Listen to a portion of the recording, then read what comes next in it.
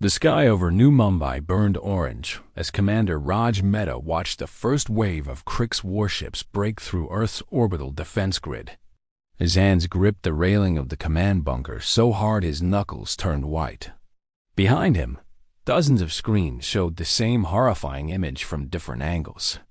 The alien fleet numbered in the thousands, and humanity had maybe 300 ships left to fight them. "Commander, we're getting reports from the Eastern Hemisphere," Lieutenant Park said, her voice shaking. "They've started landing troops in Beijing, Moscow, and Cairo. The ground forces are requesting immediate support." Raj closed his eyes for just a moment. 3 years. That's how long humanity had been fighting the Kriks. 3 years since they had appeared without warning at the edge of the solar system and demanded Earth's unconditional surrender. 3 years since humanity had said no and learned exactly how cruel the universe could be. The Kriks were predators in every sense of the word. They stood 8 feet tall, with 4 arms ending in razor-sharp claws. Their faces held no expression that humans could read, just dark eyes that seemed to absorb light and mouths filled with teeth designed for tearing flesh. They had conquered hundreds of worlds across the galaxy, and they hunted intelligent species for sport. Earth was just their latest target. "Get me a line to all remaining commanders," Raj said, turning away from the window. "We need to coordinate what's left of our defense." The communication system crackled to life, and faces appeared on the screens around him. General Chun from the Asian Defense Force, Admiral Santos from what remained of the Atlantic Fleet, Commander Okonkwo from the African Coalition. They all looked tired. They all looked scared. But none of them had given up. "The situation is bad," Raj began, not bothering with pleasantries. "We've lost orbital superiority, and the Kriks are establishing landing zones across the globe. Our space fleet is down to 30% combat effectiveness. Ground forces are stretched thin." "What are you suggesting, Commander?" General Chun asked. "That we surrender? Never," Raj said firmly. "I'm suggesting we stop fighting their war and start fighting ours. The Kriks expect us to meet them in open battle because that's what every other species has done. Every world they've conquered tried to fight them with honor, with dignity, with the rules of civilized warfare, and every world fell." Admiral Santos leaned forward. "What are you proposing?" Raj pulled up a map on the central display. "The Kriks have superior technology, superior numbers, and superior firepower. But they have weaknesses. They're arrogant. They don't adapt well to unexpected situations. And they've never faced a species willing to do whatever it takes to survive." Over the next hour, Raj outlined his plan. It was desperate. It was risky. Some would call it dishonorable. But when your enemy hunts your children for sport, honor becomes a luxury you cannot afford. The first phase began that night. Krik's troops that had landed in Beijing expected to find cowering civilians and scattered military resistance. Instead, they found a ghost city. Every building was empty. Every street was deserted. The Kriks advanced cautiously, sensors scanning for life signs, finding nothing. Then the buildings began to explode. Humanity had wired entire city blocks with explosive charges. As the Kriks forces pushed deeper into the urban areas, the traps were triggered. Skyscrapers collapsed onto alien soldiers. Underground tunnels flooded with fuel were ignited beneath their feet. Bridges gave way when they tried to cross. The Kriks lost more soldiers in 3 hours of street fighting than they had in the previous 6 months of space combat. In Moscow, the surviving civilians and soldiers had retreated into the metro system, transforming the underground tunnels into a fortress. The Kriks, accustomed to fighting in open spaces where their size and strength gave them advantage, found themselves in narrow passages where human soldiers could ambush them from every direction. Small teams of fighters would strike, then vanish into the darkness before the aliens could respond. Cairo became a maze of death. The ancient city's winding streets and ancient buildings confused Krik's navigation systems. Human fighters moved through hidden passages that had existed for thousands of years. striking at supply lines and command posts before melting back into the shadows. But the Kricks were not stupid. They adapted quickly, bringing in more troops, using heavier weapons to level entire districts. For every Crick soldier killed, 10 more landed to take their place. Human casualties mounted. Cities burned. Commander Raj Mehta watched the reports come in from his bunker and knew they were losing. They were making the Kricks pay a terrible price, but the enemy could afford those losses. Humanity could not. "Sir," Lieutenant Park said, "we're receiving a transmission from the Kricks' flagship. They're demanding to speak with whoever is in charge." Raj nodded. "Put it through." The alien that appeared on screen was larger than the others, its body covered in ceremonial scars that marked it as a high-ranking warlord. When it spoke, its voice was translated by Earth computers into flat, mechanical English. "Human, I am War Leader Threx. You have fought better than we expected.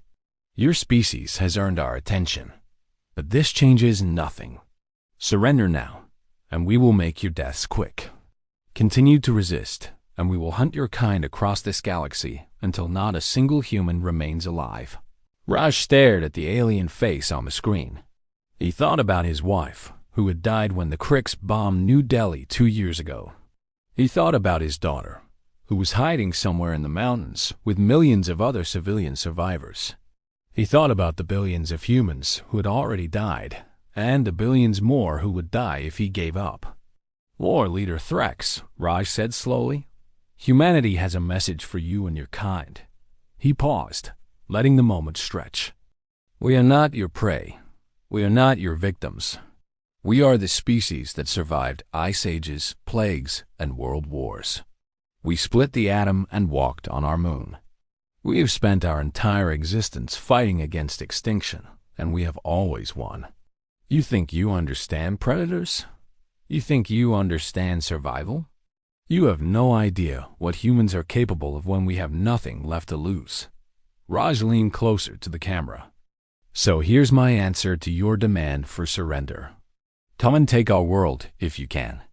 But know this, every inch of ground will cost you rivers of blood. Every city will be a graveyard for your soldiers. And if you somehow manage to kill every last one of us, we will make sure you remember humanity forever.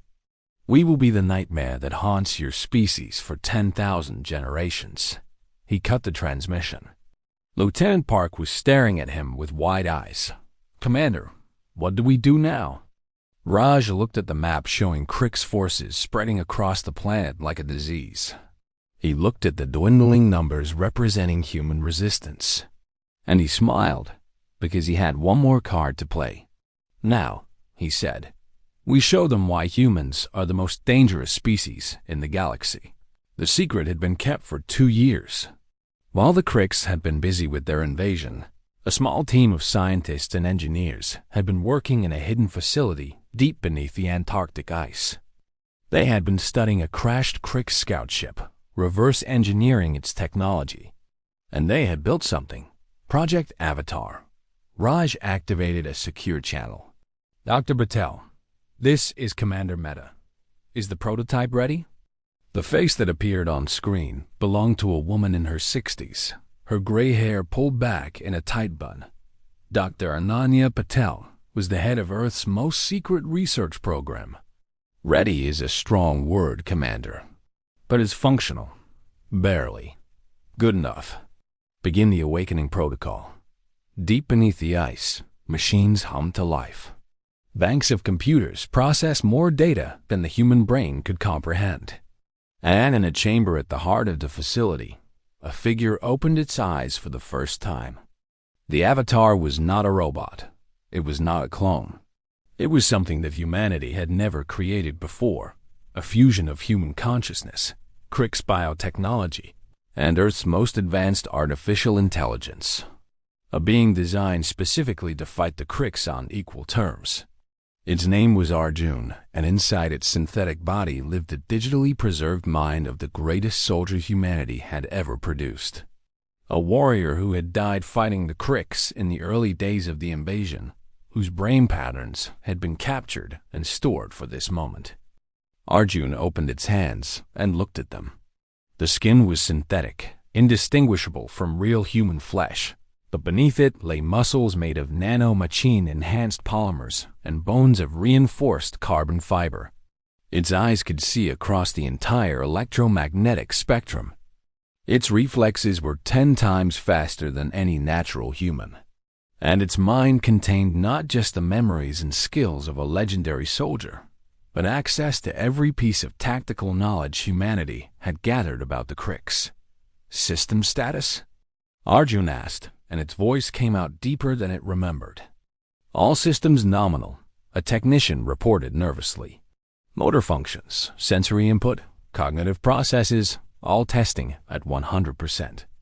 The neural integration appears to be complete.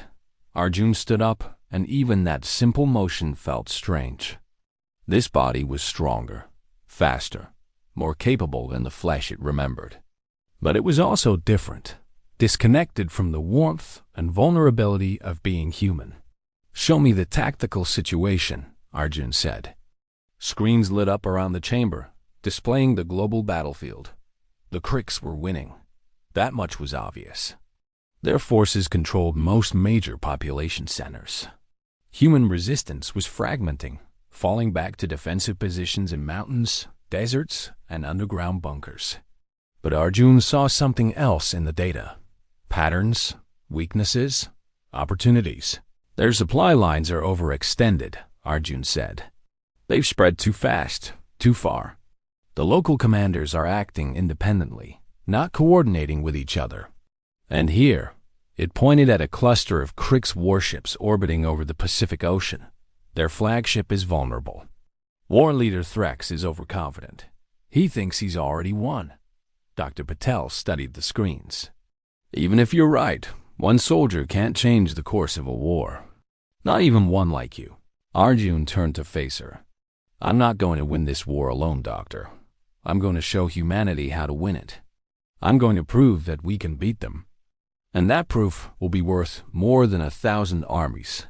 12 hours later, Arjun walked through the burning streets of what had once been Tokyo. The city was a wasteland. Collapsed buildings formed mountains of concrete and steel. The air was thick with smoke and ash. Krix patrols moved through the ruins, hunting for survivors. Arjun let them find it. The first Krix soldier to spot Arjun was a scout, one of the lighter units designed for reconnaissance. It raised its weapon and fired without hesitation. The plasma bolt struck Arjun in the chest. Any normal human would have died instantly.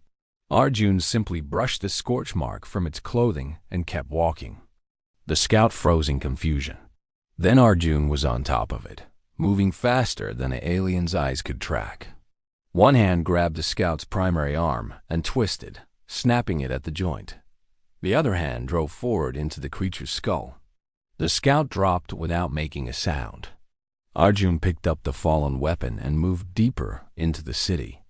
Within an hour, reports began flooding into the Krix command network. Something was hunting their soldiers in Tokyo. Something that couldn't be killed. Something that struck from the shadows and vanished before reinforcements could arrive. By dawn, more than 200 Krix soldiers were dead, and the survivors were refusing to enter certain districts of the ruined city. War leader Threx received the reports on his flagship and felt something he hadn't experienced in a very long time. Uncertainty. "Show me the footage," he demanded. The images were grainy, captured by damaged sensors and dying cameras. But they showed enough. A single figure, human in shape, but inhuman in capability, tearing through Krix soldiers like they were made of paper.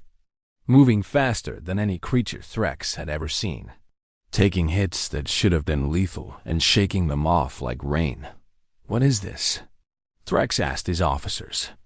None of them could answer. On the ground, Arjun continued its work. Word spread among the surviving human resistance. Stories of a ghost warrior who could not be killed. A hero who appeared when hope seemed lost and turned certain defeat into unlikely victory. In basement hideouts and mountain camps, in underground bunkers and hidden shelters, people began to whisper a name: Avatar. The effect on morale was immediate. Resistance fighters who had been ready to give up found new courage. Soldiers who had been retreating started pushing back. The idea that humanity had created something capable of matching the Krix, even one something, changed everything. Commander Raj Mehta watched the shift in mood from his bunker and allowed himself a moment of hope. The war was far from over. The Krix still held most of the planet. Millions more would die before this was finished. But for the first time in 3 years, it felt like humanity had a chance. Arjun moved from city to city, striking at key targets, disrupting supply lines, eliminating high-value commanders. The Krix threw everything they had at the Avatar, entire battalions, heavy weapons, even orbital strikes. Nothing worked. Arjun was too fast, too smart, too capable. And then came the final battle. War leader Threx decided to take matters into his own hands. He descended to Earth with his personal guard, 500 of the most elite warriors in the Krix Empire. He challenged the Avatar to face him in single combat, promising to withdraw his forces from Earth if he was defeated. Arjun accepted. They met in the ruins of Sydney, surrounded by the wreckage of human civilization and watched by billions of eyes through drone cameras. Threx stood 12 feet tall in his battle armor, a monster designed by evolution and enhanced by technology for nothing but killing. Arjun stood just over 6 feet, wearing damaged clothing and carrying no visible weapons. "You have been impressive, little human," Threx said. "But you are still just one. And I have conquered worlds." Arjun smiled, and something about that expression made Threx hesitate. "You're wrong," Arjun said. "I'm not just one. I'm the best of us. The courage, the determination, the refusal to surrender that defines humanity, it's all inside me. Every soldier who ever fought against impossible odds, every parent who died protecting their children, every person who looked at extinction and said, 'Not today.' That's what you're facing." They fought. The battle lasted 7 minutes. In that time, Threx used every technique and weapon at his disposal. He was faster, stronger, more experienced than any opponent he had ever faced. And it wasn't enough. Arjun moved like water, flowing around Threx's attacks and finding gaps in his defense. Each strike was precise, targeting the weak points in Krix anatomy that human scientists had identified. Slowly, methodically, Arjun took the war leader apart. When it was over, Threx lay on the ground, his armor shattered, his body broken. Arjun stood over him, barely damaged. "Your kind calls us prey," Arjun said. "But you've never understood what we really are. We're survivors. We adapt. We overcome. And we never, ever give up." The Krix honored their leader's promise. Within a week, their ships began withdrawing from Earth's orbit. Within a month, they were gone. The war was over, but humanity had changed. The invasion had cost billions of lives and devastated the planet. Rebuilding would take generations. And now they knew the truth about the universe, that there were predators among the stars who saw them as nothing more than prey. Commander Raj Mehta stood in the ruins of New Delhi, looking up at a sky that was finally clear of alien warships.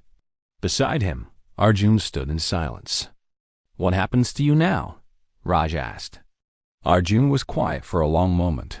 "I was created to fight this war. Now the war is over. But I've been thinking about what comes next. The Krix weren't the only predators out there. There will be others. And when they come, humanity needs to be ready." Raj nodded. "So you'll keep fighting?" "No," Arjun said, and there was something almost sad in its voice. "I'll keep teaching. What I am, what I can do, it's not just about me. It's about showing humanity what we're capable of. About helping us become something greater than we were." The second war lasted 3 days. When it was over, the Krix fleet was debris, and their empire began to fracture as other conquered species saw their chance at freedom. Arjun lived long enough to see it happen. By then, it had become something more than a weapon, a teacher, a symbol, a reminder of what humanity can achieve when it refused to accept defeat. On the day the news came that the Krix Empire had collapsed completely, Arjun stood on the observation deck of humanity's first interstellar warship and looked out at the stars. "Was it worth it?" a young officer asked. "Everything we lost, everything we sacrificed?"